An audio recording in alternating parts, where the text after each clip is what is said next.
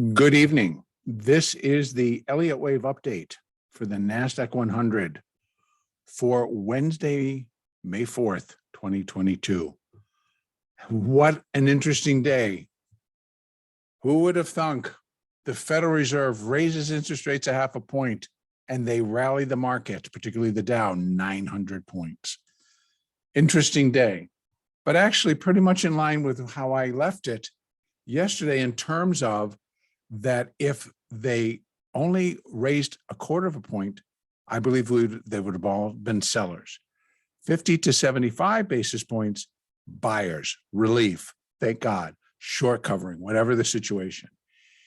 Now, what I did not expect as strong of a reaction to push the market up 900, to push the NASDAQ up 300. I was not expecting that, I will say. So now that it has happened, it's time to take a review. It's time to take a look. Now, again, when I am readjusting a count, because that's where I'm going to start tonight, that it is not changing the larger picture. It is just extending the picture that we already have in place. And therefore, I'm not really breaking any rules, so to speak. We continue to be dropping in an intermediate third wave. I have been in the process of trying to count down the beginning stages of it and felt we still should be dropping into a third, as in fact, what was happening all along, it appears right now, is that the market was still dropping, yes, but it was still dropping in that minor first wave. I had already marked minor wave one complete up here, minor two, and then minute one, minute two, and then sub-minute one. So it's just continuing the subdivisions. And as it turns out, it was like, no, it was all a part of that first minor wave one. So with that in mind, I'm going to now just start to fill in our gaps of what we can expect, because again, no evidence was given or received that this long-term picture has changed. So I am still expecting a large decline in the terms of a multi-year corrective process. There is, now, of course, the market, everybody sees the market go up 900. They're ready to toss in the towel. We bottomed, now we're going to rally. I don't think we've even bottomed in the first. So that means we're in yet another second wave, but I'm pulling it out so it's not as many second waves. And remember also, on each level, it has to look right. And when it starts to the minor one and minor two, I got my first hints when I started running those Fibonacci's, and it had already this minute one had already surpassed levels that the minor third would have been looking at.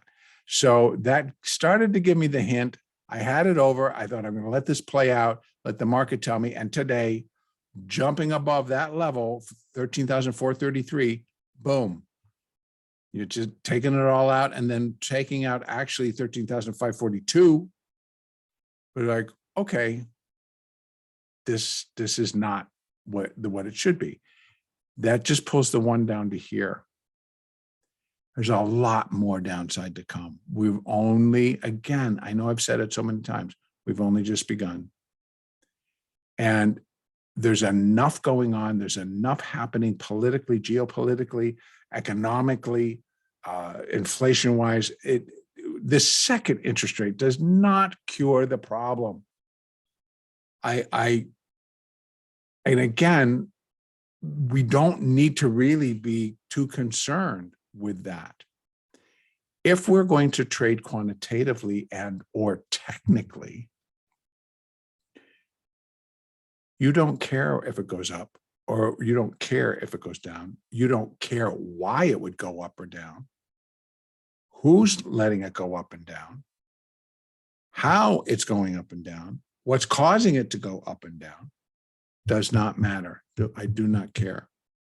I am a trader, and one better, I'm a day trader. So I'm only in here for the day. I don't carry overnight positions. What I try to present in the terms of the analysis off of the big picture is what the ongoing wave count is telling me, where those larger moves should occur, and what we should look for when they do. Now, I'm not going to deny that today's rally was kick butt rally, more so in the Dow, but not outside of its realm of reality. We've seen these rallies in the Dow, and they've come in second waves. So here we are again, but now it's a minor second wave.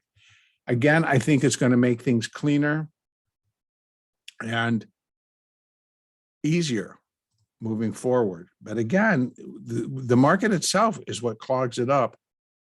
And so I continue to look at the market to give us the answers.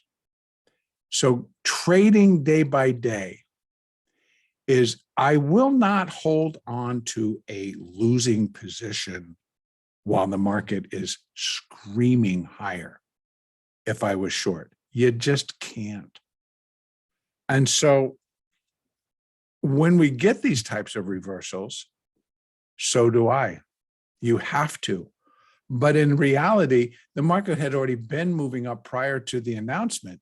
So I was already looking for buyers. I was looking for them to be there. So the initial reaction after, which drove the market down, I'm like, okay, follow it down. But then they flipped it and turned it up. And then you're following it up.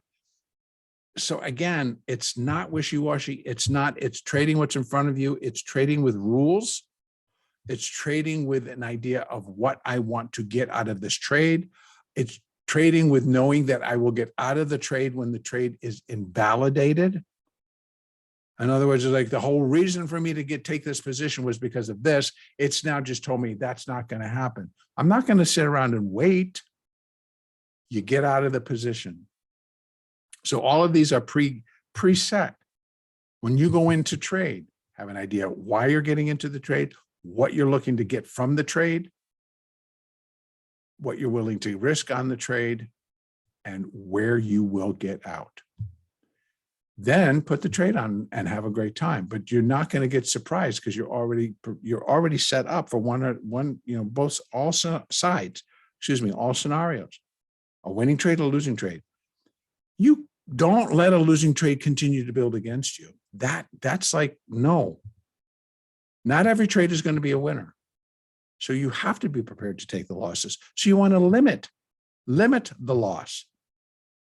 I know the old adage, you cut your losers short and you let your winners run.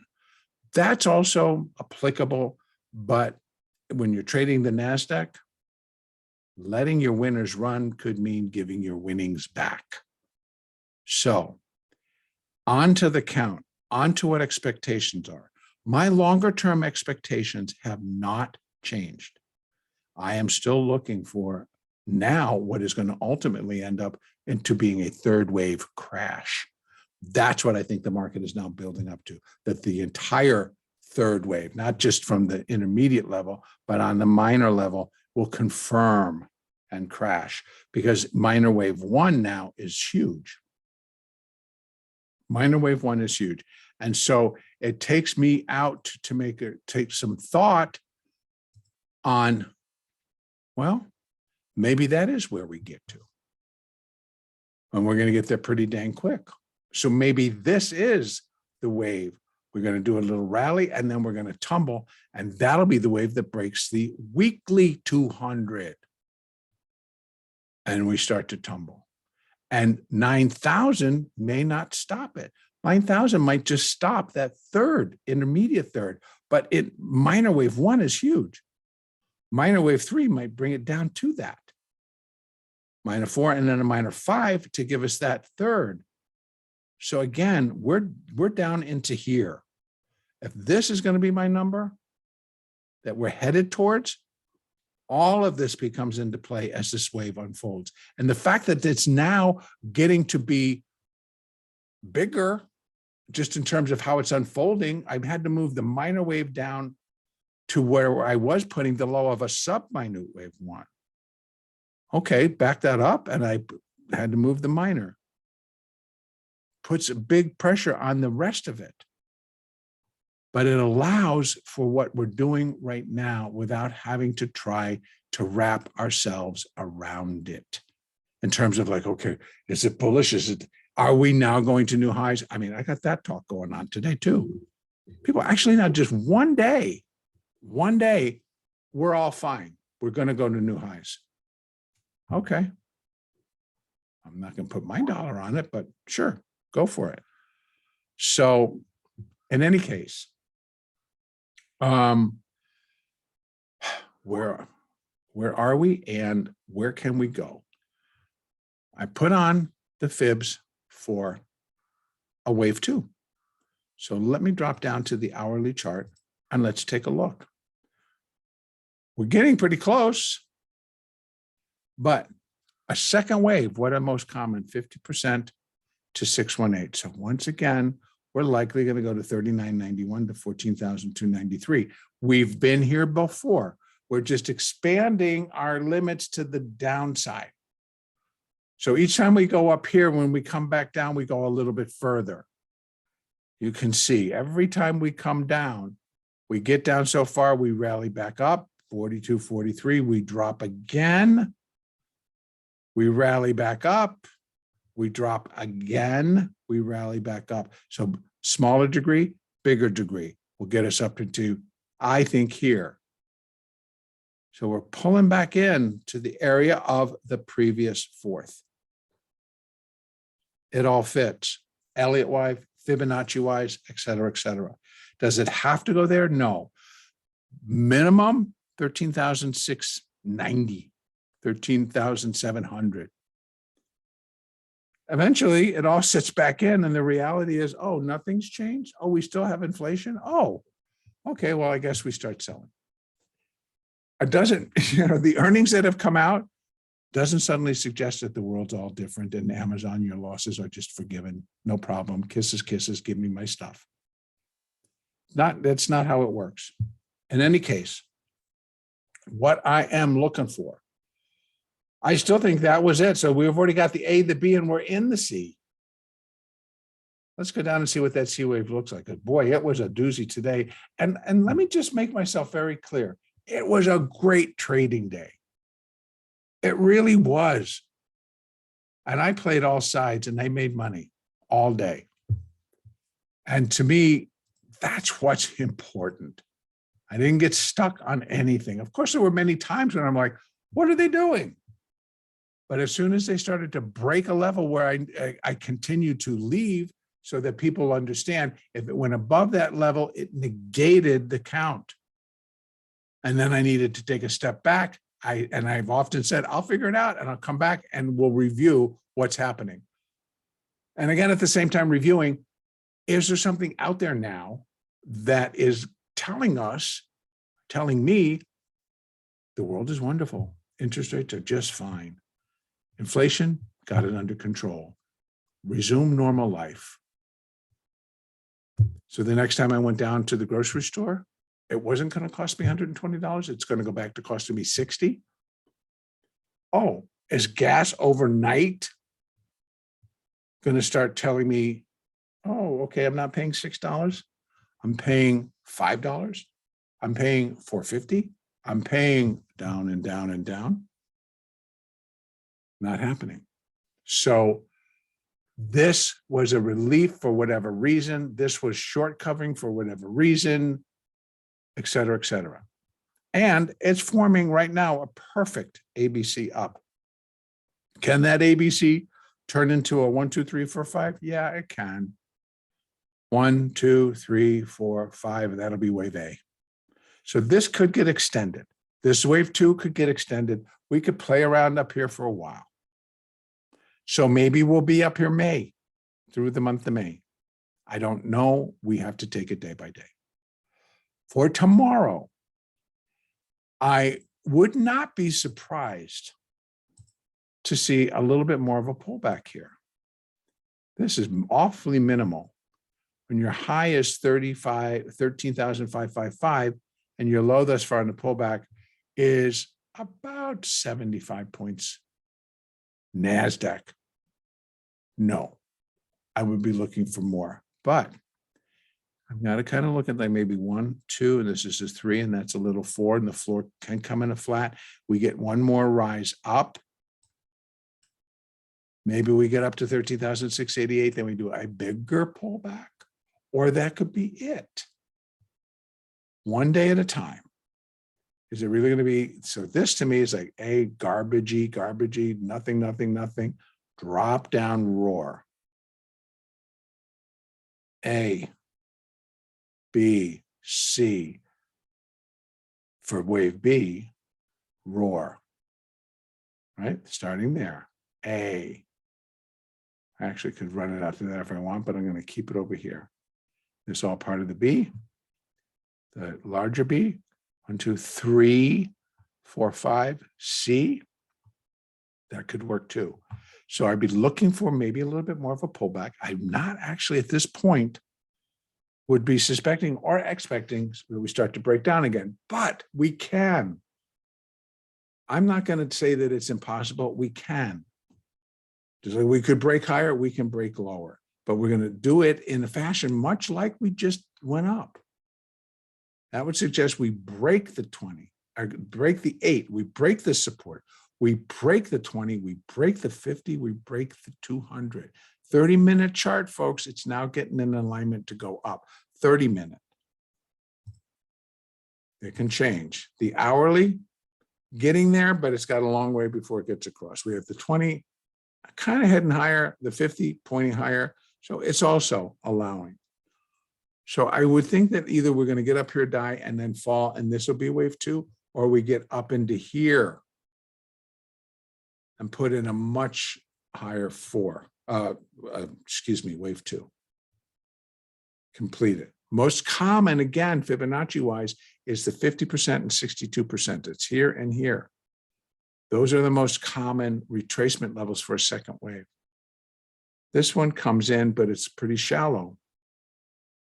Pretty shallow. So again, a little up, come off, we rally again.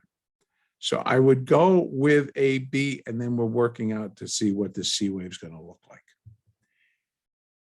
Downside, it's got to break down as quickly as it went up and then continue, because it will be that larger third wave. I sound like a broken record, but that's what the market is doing. It's repeating the same process, and we're waiting for the bigger one to catch up and just go, get out of the way, I'm ready, and boom. And it's just going to, and it will go. So as far as like position trading, lots of things you could do. Just keep trading. Have your plan. Know where you're going to get out, know where you'll get in. Just have it all down. Make it mechanical. Keep your emotions out of it. And you'll live to trade another day, and you'll be able to change gears in a moment's notice, so to speak. And you'll have great trading days. Like I said, it really was, it was a great trading day today, hands down. I'm not going to sit by and watch things fall, crumble around me. It's like, do something. So I continue to use the moving averages. I suggest we all do. They continue to tell the story, particularly today, these breaks on the hourly chart. When it broke above that hourly 200, get out of the way. It went up another 200 points. You get out of the way. You join the party. You don't throw spitballs at it. You join them. They're buying, whatever the reason is, I don't really give a crap. Let me in and let me out when I make enough money. But you join them. All right, I'm going to leave it there. Again, if you got a question, put it in the comment section. I really do answer all the questions. If you got something to say, tell me.